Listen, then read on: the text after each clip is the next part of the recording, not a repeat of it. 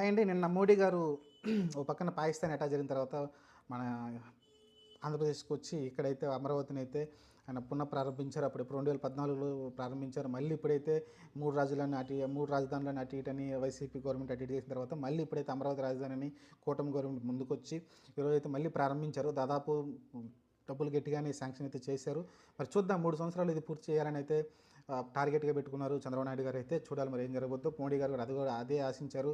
పవన్ కళ్యాణ్ అలానే చంద్రబాబు నాయుడు ముగ్గురం కలిసి ముందుకెళ్దాం, అలానే ఈ రాజధానిని ప్రపంచ స్థాయిలో నుంచోబెడదాం అనేది చెప్పుకొచ్చారు. అలానే చంద్రబాబు నాయుడు పైన నా నమ్మకం ఉంది, ఆయన విజన్ పైన నమ్మకం ఉంది.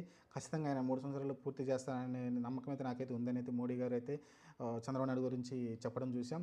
ఓవరాల్గా మీటింగ్ అంతా కూడా అలా అక్కడ ఎవరైతే భూములు త్యాగాలు చేశారో వాళ్ళ గురించి ఎక్కువగా మాట్లాడడం చూసాం. పవన్ కళ్యాణ్ కానీ లేకుంటే చంద్రబాబు నాయుడు గారు కానీ మిగతాలందరూ కూడా వాళ్ళ త్యాగాల గురించి అయితే మాట్లాడడం చూసాం. చూద్దాం మరి అంత ఈజీ కాదు. ఎందుకంటే 3 సంవత్సరాల్లో అంతకుముందు 5 సంవత్సరాలు పరిపాలన చేసినప్పుడు కొంచెం కూడా ముందు జరిగింది. 3 సంవత్సరాల ముందు జరిగిద్ది అంటే చూద్దాం. మరి డబ్బులైతే గట్టిగానే ఇస్తుంది సెంట్రల్ గవర్నమెంట్.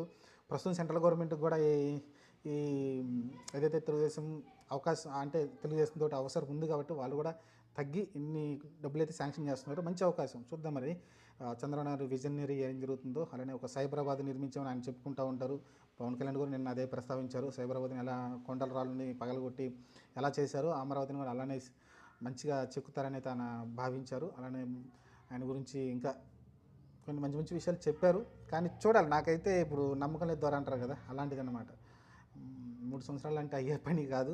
సరే, ఒక రూపురేఖలు అయితే వస్తే బాగుంటుంది. చూద్దాం మరి రూపురేఖలు అయితే వస్తే బాగుంటుంది. కొన్ని భవనాలు వచ్చి అక్కడ కొంతమంది ప్రజలు ఏంటంటే అమరావతి ఏరియాలో ఇప్పుడు ఏదైతే భూములు ఉన్నాయో అక్కడ కొంతమంది ప్రజలు వచ్చి జీవనం కొనసాగిస్తుంటే కొంచెంగా డెవలప్ అవుతుంది. చూద్దాం మరి ఆ దిశగా ముందుకెళ్తారేమో. ప్రస్తుతానికైతే మోడీ గారు వచ్చేసి మంచి భరోసా అయితే ఇచ్చారు. అమరావతి రాజధాని ఆంధ్రప్రదేశ్కి అయితే కన్ఫర్మ్ అయిపోయింది.